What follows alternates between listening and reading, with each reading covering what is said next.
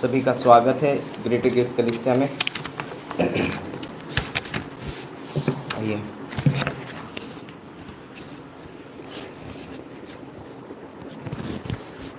सब लोग तैयार हैं, आनंदित हैं?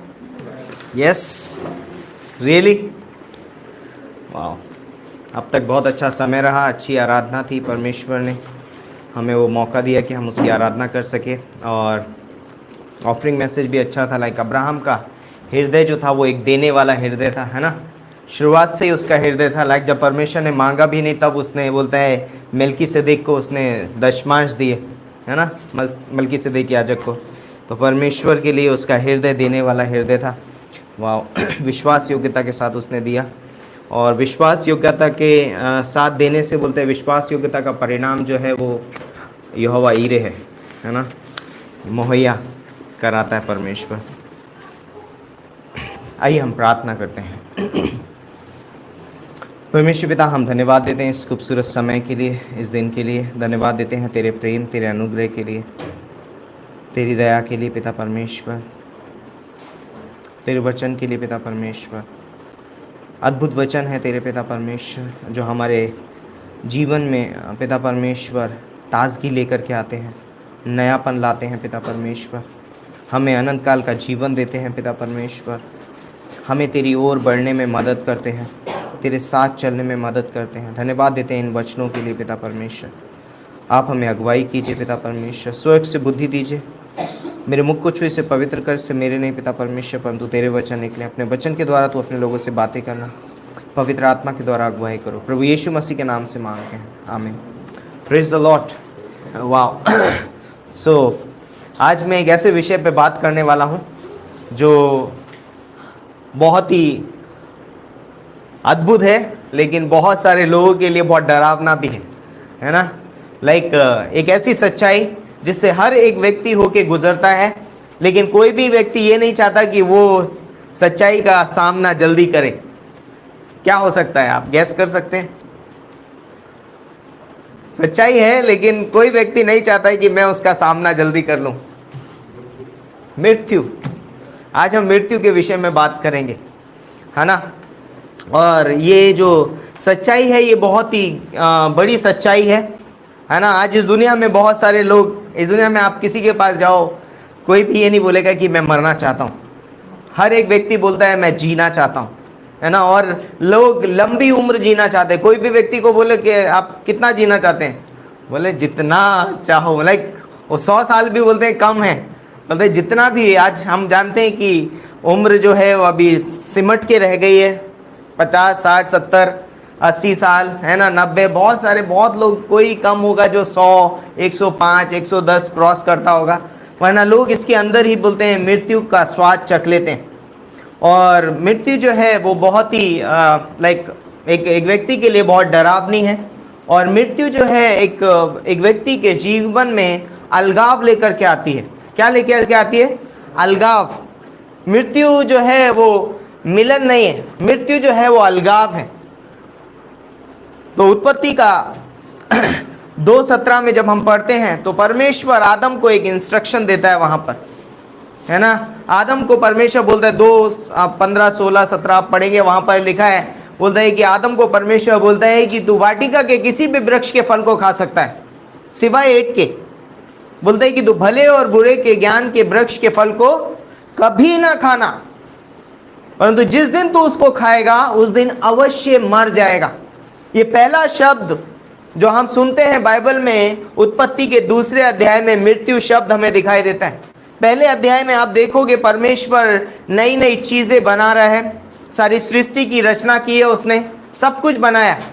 लेकिन अब आदम को एक सच्चाई वो बताने जा रहा है। आदम, अगर तू परमेश्वर, यदि मेरी आज्ञाओं के अनुसार नहीं चलेगा, यदि तू मेरी आज्ञा का पालन नहीं करेगा, तो तू एक दिन मृत्यु का सामना करेगा। और हम जानते हैं कि आदम ने परमेश्वर की आज्ञा का उल्लंघन किया और मृत्यु इस जगत में आ गई, है ना। और आदम फिजिकल रूप से नहीं मरा था, लेकिन उसके बाद अगर आप पढ़ेंगे 4, 5वें अध्याय में, वहाँ पर आदम की वंशावली लिखी हुई है। और उसमें लिखा है कि सब कोई क्या हुआ, ये इतने साल जिया और उसके बाद वो मर गया, जिया मर गया, जिया मर गया।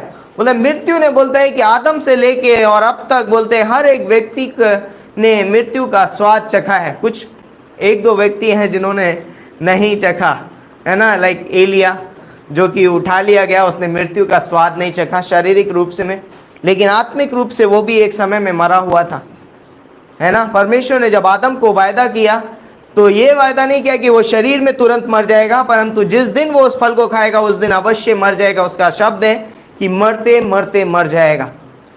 क्या होगा? मरते मरते मर जाएगा। और हम जानते हैं इंसान कैसे मरता है, एकदम नहीं मरता है। जब आदम ने पाप किया वो तुरंत नहीं मरा, लेकिन वो एज हुई, बहुत बढ़ गई, उसकी उम्र बढ़ते बढ़ते बढ़ते बढ़ते पहले वो आत्मिकता में मरा, फिर उसके बाद में वो शारीरिक रूप से मर गया। और यदि एक व्यक्ति बोलता है कि पापों में अब मर जाता है, यदि एक व्यक्ति अपने पापों में मर जाता है, वो दूसरी मृत्यु को भी देखता है, और वो मृत्यु नरक की आग है। तो यहाँ पर कई बार लोग इस बात से अनजान हैं कि वो पहले से मरे हुए हैं। आज इस संसार में लोगों को ये नहीं पता है कि actually they are walking dead.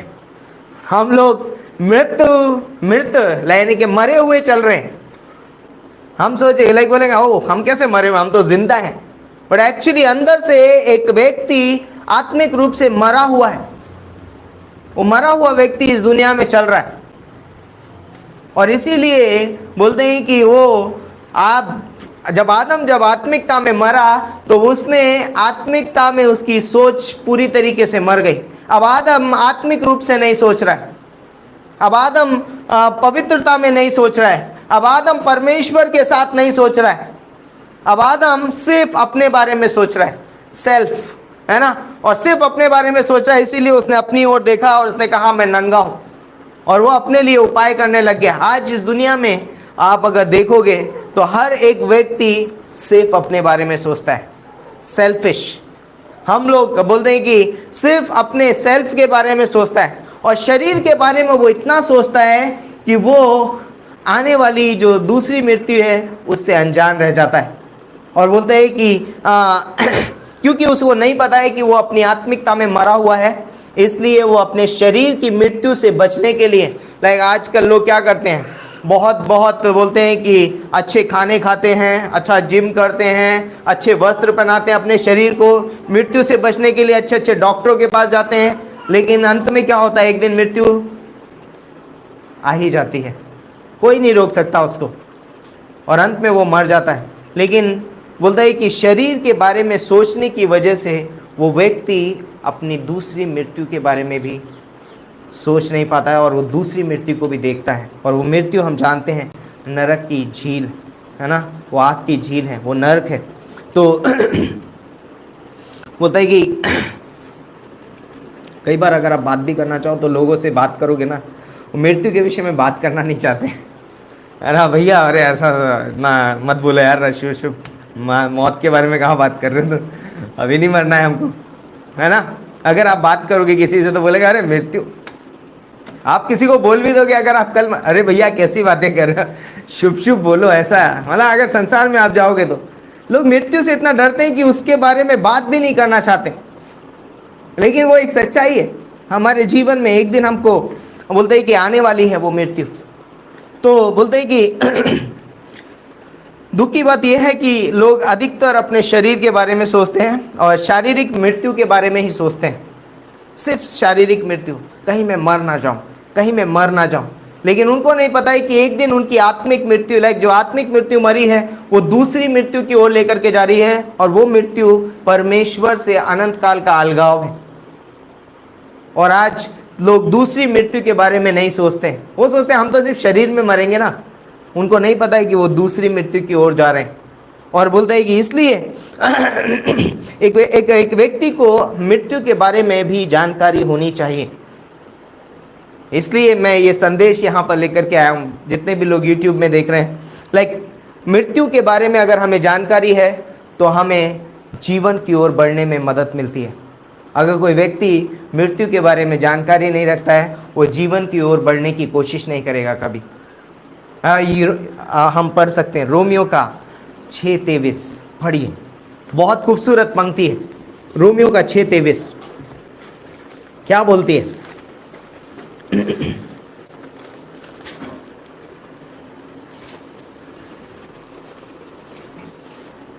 क्योंकि पाप की मजदूरी तो मृत्यु है। क्या बोल रहे हैं? क्योंकि पाप की मजदूरी तो मृत्यु है, बट परंतु परमेश्वर का वरदान हमारे प्रभु यीशु मसीह में अनंत जीवन है। क्या बोलते हैं? हमारे परमेश्वर का वरदान प्रभु यीशु मसीह में क्या है? अनंत जीवन है। तो जब एक व्यक्ति मृत्यु के बारे में नहीं जानता है, शारीरिक मृत्यु और दूसरी मृत्यु जो हमेशा के लिए अनंत काल के लिए अलगाव है ना, तो क्या होता है? वो जीवन की ओर नहीं बढ़ता है। उसको नहीं पता है कि कोई जीवन भी है, क्योंकि मृत्यु से जब उसको पता चलेगा कि वो मैं ये सिर्फ इस शरीर में ही नहीं मरने वाला हूँ, एक दिन मेरी आत्मा भी अनंत काल के लिए परमेश्वर से अलग हो जाएगी, मैं अनंत काल के लिए मरने वाला हूँ, तो वो व्यक्ति ज़रूर जीवन की तलाश करेगा कि कौन है मुझे वो जीवन को दे सकता है। इसीलिए जब पहले के समय में लोग एक प्रार्थना करते थे, अस्तो माँ सदगमे तमसो माँ ज्योतिर्गमे मृत्यु माँ अमृत गमे, है ना, कि हे परमेश्वर हमें असत्य से सत्य की ओर लेकर के जाइए, हे परमेश्वर हमें अंधकार से ज्योति की ओर लेकर के जाइए, हे परमेश्वर हमें मृत्यु से अमरता की ओर लेकर के जाइए। क्योंकि वो जानते थे कि ये मृत्यु जो है ये सिर्फ शारीरिक मृत्यु नहीं है, लेकिन एक दिन ये मृत्यु अनंत काल की मृत्यु बन सकती है यदि हमें अनंत काल का जीवन नहीं मिला तो। और इसीलिए वो प्रार्थना करते थे कि हे परमेश्वर हमें अनंत काल से अनंत काल की मृत्यु से, कहा मृत्यु से अनंत काल के जीवन की ओर लेकर के जाइए, अमरता की ओर लेकर के जाइए। और यीशु मसीह जब इस दुनिया में आया तो उसने कहा मैं मार्ग सत्य और जीवन हूं। यीशु मसीह ने कहा मैं जगत की ज्योति हूं। यीशु मसीह ने कहा मैं पुनरुत्थान और जीवन हूं। यदि कोई मुझ पर विश्वास करेगा, यदि वो मर भी जाए वो फिर जी उठेगा। मृत्यु के बाद भी जीवन है। जब आप अपनी मृत्यु के बारे में जानते हैं, आप अनंत जीवन की खोज करते हैं। और यहाँ पर बहुत खूबसूरत सच्चाई है हमारे सामने, बट हमें अनंत काल के जीवन की ओर बढ़ने में हमें मदद करती है जब हम अपनी मृत्यु के बारे में जानते हैं। इसीलिए हमें जानना बहुत ज़रूरी है कि हम सिर्फ शरीर में ही नहीं मरने वाले हैं, हमें एक दिन दूसरी मृत्यु भी आएगी यदि हम अपने पापों में मर गए तो। एक विश्वासी के लिए घबराने की कोई बात नहीं है। एक विश्वासी जिसने प्रभु यीशु मसीह पर विश्वास किया है उसके लिए घबराने की बात नहीं है, क्योंकि वो दूसरी मृत्यु से बच चुका है, वो आने वाले क्रोध से बच चुका है, वो परमेश्वर के परमेश्वर की संतान बन चुका है, परमेश्वर के राज्य का अधिकारी बन चुका है, उसे डरने की जरूरत नहीं है। एक व्यक्ति 3 मृत्यु से गुजरता है। एक व्यक्ति 3 मृत्यु से गुजरता है। नंबर 1, जब आदम ने पाप किया तो वो आत्मिक मृत्यु का उसने सामना किया। तो आदम की वाटिका में बोलता है कि उसने पाप किया और बोलता है कि वो आत्मिकता में मर गया, आत्मिक मृत्यु। सेकंड मृत्यु जो है, वो आत्मिक मृत्यु जो है वो परमेश्वर से एक मनुष्य का अलगाव है, संबंध टूट गया है। आदम का संबंध परमेश्वर से टूट गया है, परमेश्वर से अलगाव। शारीरिक मृत्यु जो हमारे पाप का परिणाम है, आदम ने पाप किया और पाप की वजह से मृत्यु आई और एक दिन आदम मर गया। और आदम में जितने भी हैं वो सब मरते हैं। आज हम मर रहे हैं क्योंकि ये पाप का परिणाम है ना। तो ये मृत्यु जो है शरीर से प्राण का अलगाव है। क्या है? शरीर का प्राण से अलगाव है। हमारा शरीर प्राण और अलग हो जाते हैं। आज मैं जो आपके सामने दिखाई दे रहा हूँ ये इसी वजह से है। शरीर, प्राण और आत्मा तीनों अंदर हैं, इसीलिए मैं बाहर दिखाई दे रहा हूँ, वरना शायद मैं कब्र के अंदर होता था अगर सेपरेशन हो गया होता था, अगर अलगाव हो गया होता। आज मनुष्य परमेश्वर से अलग है क्योंकि वो आत्मिक रूप से मरा हुआ है। वो परमेश्वर के साथ मेल नहीं खा सकता, परमेश्वर के साथ मिल नहीं सकता, और इसीलिए उसे उस अनंत जीवन की ज़रूरत है। इसीलिए बाइबल बोलती है रोमियो का 6:23 में कि पाप की मजदूरी तो मृत्यु है, परंतु हमारे परमेश्वर का वरदान हमारे प्रभु यीशु मसीह में अनंत जीवन है। प्रभु यीशु मसीह में अनंत जीवन है। तीसरी मृत्यु बोलता है कि अनंत काल की मृत्यु, अनंत मृत्यु है ना, जो कि परमेश्वर से हमेशा के लिए अलगाव हो जाएगा। ये फर्स्ट मृत्यु और सेकंड मृत्यु जो है, जो हम शरीर में मरते हैं, इसके बीच में हमारे पास एक चांस है। हमें तीसरी मृत्यु से बचने के लिए। पहली और दूसरी मृत्यु के बीच में जो समय है वो हमें एक मौका दिया गया है, एक चांस दिया गया है, जिससे हम तीसरी मृत्यु से बच सकते हैं जब हम प्रभु यीशु मसीह को अपने जीवन में ग्रहण कर लें अपने उद्धारकर्ता के रूप में, क्योंकि वो अनंत काल का जीवन है। तो जब एक व्यक्ति अपने पापों में लगातार जीता रहता है, वो एक दिन क्या होता है, जब वो मर जाता है अपने पापों में, तो वो हमेशा के लिए परमेश्वर से अलग हो जाता है और वो अनंत काल की मृत्यु को देखने पाता है। आज हम कुछ 3 मृत्यु के बारे में बात करेंगे, जिन मृत्युओं ने पूरी मानव जाति पर गहरा प्रभाव डाला है, पूरी मानव जाति पर गहरा प्रभाव डाला है। वो 3 मृत्युओं के बारे में हम बात करेंगे। नंबर 1, पाप में मृत्यु। क्या है? पाप में मृत्यु। एक व्यक्ति पाप में मरा हुआ है। ये प्रत्येक मनुष्य की, बोलते हैं कि सामान्य यानी स्वाभाविक स्थिति है। हम सब की एक स्थिति है। एक मनुष्य पाप में मरा हुआ है। हम सब पाप में मरे हुए थे एक समय पे। इफिसियों का 2 अध्याय पहली पंक्ति पढ़िए।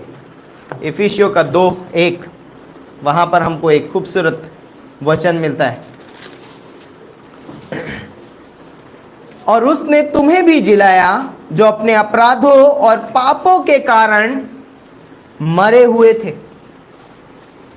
हम पाप के कारण, पाप में मरे हुए थे हम। ये मृत्यु है, ये इंसान की स्थिति है। और ये मृत्यु हम जानते हैं कैसे आई। जब आदम ने परमेश्वर की आज्ञा का उल्लंघन किया, तब ये मृत्यु उसके जीवन में आ गई। आत्मिकता से आदम मर गया और ये हमारी स्थिति। आज हम मरते हैं, पाप में मरे हुए। हमारी सोच शारीरिक है, हमारे विचार शारीरिक है, हमारे उठना बैठना सांसारिक है। लाइक संसार में एक व्यक्ति कभी भी कुछ भी आत्मिक नहीं कर रहा है, क्योंकि वो परमेश्वर से अलग हो चुका है। दूसरी मृत्यु जो है वो है पापों के लिए मृत्यु। क्या है? पापों के लिए मृत्यु। एक उद्धारकर्ता के रूप में। किसकी? उद्धारकर्ता के रूप में। प्रभु यीशु मसीह हमारे लिए मारा गया। प्रभु यीशु मसीह ने मृत्यु सही। पहले हम पापों में मरे हुए थे, हम पापों में मरे हुए थे, हमारी मृत्यु हो चुकी थी पापों में, हम मरे हुए परमेश्वर से सेपरेट थे। लेकिन प्रभु यीशु मसीह आया और हमारे लिए मर गया। रोमियो का 5:8 में क्या लिखा है? रोमियो का 5:8 में लिखा है कि परमेश्वर ने अपने प्रेम की भलाई हम पे इस रीति से प्रकट की कि जब हम पापी ही थे तब प्रभु यीशु मसीह हमारे लिए उस क्रूस पर मरा, हमारे लिए मारा गया। वो मृत्यु उसने क्यों सही? उसका कारण क्या था मृत्यु सहने का? क्या कारण था उसका? क्योंकि वो हमसे प्यार करता है। और वो दूसरी मृत्यु जो है वो सुसमाचार है। तो क्या है? सुसमाचार है। पहले ही मृत्यु जो है, हम पापों में मरे हुए थे, इफिसियों के 2:1 के हिसाब से, वो मनुष्य की स्थिति। आज सारे मनुष्यों की स्थिति वो है। हर एक व्यक्ति पापों में मरा हुआ है। लेकिन दूसरा मृत्यु जो है वो सुसमाचार है। प्रत्येक व्यक्ति के लिए एक मौका है। दूसरी मृत्यु जो है, लाइक जिस मृत्यु के बारे में हम पापों के लिए मृत्यु है ना, वो हमारा उद्धार करता प्रभु यीशु मसीह। 1 कुरिन्थियों का 15:3 पढ़िए। 1 कुरिन्थियों का 15:3।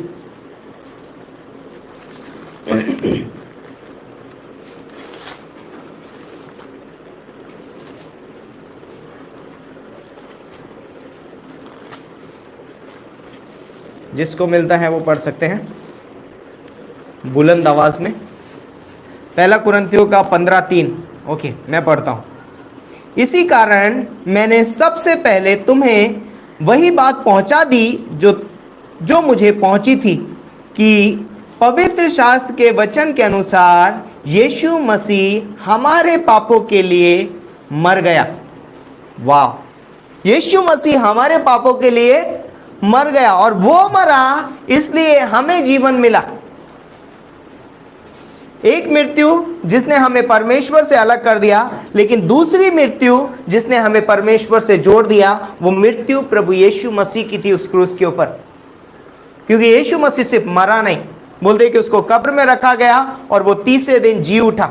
वो जीवित परमेश्वर है। और उसकी वजह से बोलता है कि आज एक मनुष्य का संबंध परमेश्वर के साथ जुड़ा हुआ है। आज एक मनुष्य अपनी मृत्यु पर विजय प्राप्त कर सकता है। आज एक मनुष्य मृत्यु के भय से दूर रह सकता है। इसीलिए यीशु मसीह ने कहा, हे मृत्यु तेरा डंक कहाँ रहा, हे मृत्यु तेरी विजय कहाँ रही। 15:51-52 पंक्ति में लिखा है, पहला कुरिन्थियों, कहते तू तेरा डंक कहाँ रहा, तेरी विजय कहाँ रही। आज एक विश्वासी के ऊपर मृत्यु विजय नहीं कर सकती, क्योंकि यीशु मसीह ने कहा है कि यदि कोई मुझ पर विश्वास करता है तो वो कभी नहीं मरेगा, और यदि मर भी जाए तो वो फिर जी उठेगा। पता है क्यों बोला यीशु मसीह ने कि वो कभी नहीं मरेगा? क्योंकि यीशु मसीह बोला कि हो सकता है कि मैं कल ही आ जाऊं, और बहुत सारे लोग यहाँ पर विश्वास करते हैं। हो सकता है आपने और मुझने विश्वास किया और यीशु मसीह आज भी आ जाए, तो हमने यीशु मसीह पे विश्वास किया तो हम उस मृत्यु के स्वाद को चखेंगे नहीं। परंतु बोलता है, यीशु मसीह बोलता है कि परंतु यदि कोई चख भी लेता है, यदि कोई व्यक्ति उस मृत्यु के स्वाद को चख भी लेता है, परंतु वो मुझ पे विश्वास करता है, तो वो एक दिन फिर जी उठेगा। वो भी मृत्यु के ऊपर विजय की ध्वनि सुनाएगा, क्योंकि वो अब मुझ में है। एक विश्वासी प्रभु यीशु मसीह में है, इसलिए आज वो मृत्यु के ऊपर विजय की ध्वनि सुना सकता है। वो कह सकता है कि हे मृत्यु तेरा डंक कहाँ रहा। एक दिन हम कहेंगे, मृत्यु तू कहाँ है। हम विजयी हैं, हम जयवंत से भी बढ़कर हैं। और ये किसकी वजह से हुआ? उस दूसरी मृत्यु की वजह से कि यीशु मसीह हमारे लिए मारा गया। अद्भुत है उसकी मृत्यु। एक मृत्यु जिसने हमें परमेश्वर से अलगाव कर दिया, लेकिन दूसरी मृत्यु जिसने हमें पाप से अलग कर दिया, मृत्यु से अलग कर दिया, है ना, और परमेश्वर के साथ हमारा मेल मिलाप कर दिया है। यह मृत्यु बहुत ही अद्भुत है। लगेगा यार यीशु मसीह हमारे लिए क्रूस पे मरा, हमारे लिए बहुत अद्भुत बात है। हम बहुत खुशी की, बहुत आनंद की बात है, क्योंकि यीशु मसीह यदि हमारे लिए क्रूस पे नहीं मरता तो आज हमारे लिए कोई आशा नहीं होती, कोई हमारे पास आगे बढ़ने के लिए कोई उम्मीद नहीं होती। हमारा क्या होता, हम यही कहते हैं हमारा क्या होगा, पर आज हम कहते हैं कि हमें मालूम है हमारा क्या होगा, है ना। तीसरी मृत्यु जिसके बारे में हम बात कर सकते हैं, पाप के लिए या पाप के प्रति मृत्यु एक विश्वासी की। क्या है? पाप के प्रति एक विश्वासी की मृत्यु। पाप के प्रति मृत्यु एक विश्वासी की, या एक संत बोल सकते हैं। तो रोमियो का 6:2 पढ़िए, रोमियो का 6:2।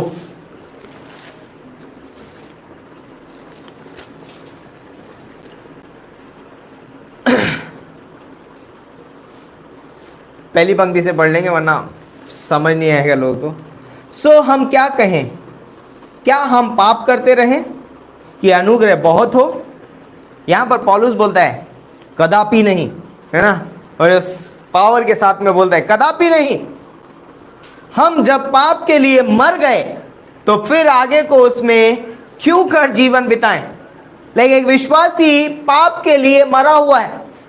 जब आपके साथ में पाप बातें करता है, शैतान बातें करता है, तो कहिए sorry, I am dead for you, मैं आपके लिए मरा हुआ हूँ, मुझे आपसे कोई मतलब नहीं है ना। एक बार हमने यहाँ संदेश प्रचार किया था, हमने यहाँ पर बोला था कि लाइक जब आप किसी की तरफ मुंह करके खड़े होते हैं, आप उस व्यक्ति के लिए जीवित हैं, लेकिन आप जिससे पीठ फेर देते हैं, जिसकी ओर, आप उसके लिए मरे हुए।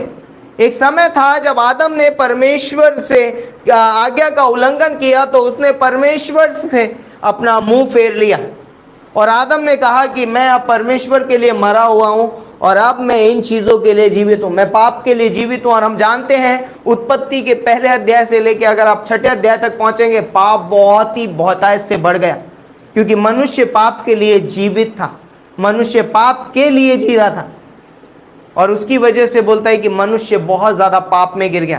लेकिन एक समय आया जब यीशु मसीह इस धरती पे आया, और जब उसने अपना लहू बहाया, और जो कोई इस पर विश्वास करता है, और वो अपना मुंह वापस परमेश्वर की ओर फेर लेता है, और वो कहता है कि अब मैं पाप के लिए मरा हुआ हूँ, अब मैं परमेश्वर के लिए, प्रभु यीशु मसीह के लिए जीवित हूँ, है ना। इसीलिए गलातियों का 2:20 में पौलुस क्या बोलता है, क्या बोलता है पौलुस? पढ़िए, वो पंक्ति पढ़िए, गलातियों का 2:20। बहुत खूबसूरत पंक्ति है। मैं मसीह के साथ क्रूस पर चढ़ाया गया हूँ, अब मैं जीवित न रहा। वाह, यहाँ ध्यान दीजिए, मैं मसीह के साथ क्रूस पर चढ़ाया गया हूं और अब मैं जीवित नहीं रहा। यस, आगे। पर मसीह मुझ में जीवित है, और मैं शरीर में अब जो जीवित हूँ तो केवल उस विश्वास से जीवित हूँ जो परमेश्वर के पुत्र पर है, जिसने मुझसे प्रेम किया और मेरे लिए अपने आप को दे दिया। वाह, यहाँ पर बोलता है कि अब जो मैं शरीर में जीवित हूं तो मसीह यीशु के लिए जीवित हूं। मैं पाप के लिए जीवित नहीं हूं, मैं मसीह यीशु के लिए जीवित हूं, उसके कार्य के लिए जीवित हूं, क्योंकि उसने मुझसे प्रेम किया और अपने आप को मेरे लिए दे दिया। एक विश्वासी के पास बोलता है, एक विश्वासी पाप के प्रति मरा हुआ है। बहुत खूबसूरत है। दो मृत्यु हमें अलग कर देती हैं, हमारे परमेश्वर से, हमारे शरीर से हमें अलग कर देती है ना। आत्मिक मृत्यु परमेश्वर से अलग करती है, शारीरिक मृत्यु मेरे प्राण को मेरे शरीर से अलग कर देती है। लेकिन ये दो मृत्यु बहुत खूबसूरत है। जब प्रभु यीशु मसीह मेरे लिए क्रूस पे मारा गया, बोलता है कि उसने मेरा मेल मिलाप करवा दिया परमेश्वर के साथ। ये मृत्यु मेरे लिए अलगाव का कारण नहीं है, ये मेरे मिलाप का कारण है। यीशु मसीह की मृत्यु परमेश्वर के साथ मेल मिलाप है, और बोलता है कि एक विश्वासी की मृत्यु यीशु मसीह के साथ क्रूस पर बोलता है कि पवित्रता के साथ मेल मिलाप है। लाइक मैं मरा हूं तो किस लिए मरा हूं? ताकि मैं पवित्रता में जी सकूं, है ना। एक विश्वासी जब पाप के लिए मर जाता है तो एक विश्वासी पवित्रता के लिए जीवित रहता है। वो क्या बनती है? दूसरी, ये तीसरी मृत्यु हमको क्या बनाती है? पवित्र बनाती है। जब एक विश्वासी पाप के लिए मर जाता है, वो क्या करता है? वो पवित्रता की ओर बढ़ने लगता है, पवित्रता की ओर बढ़ने लगता है।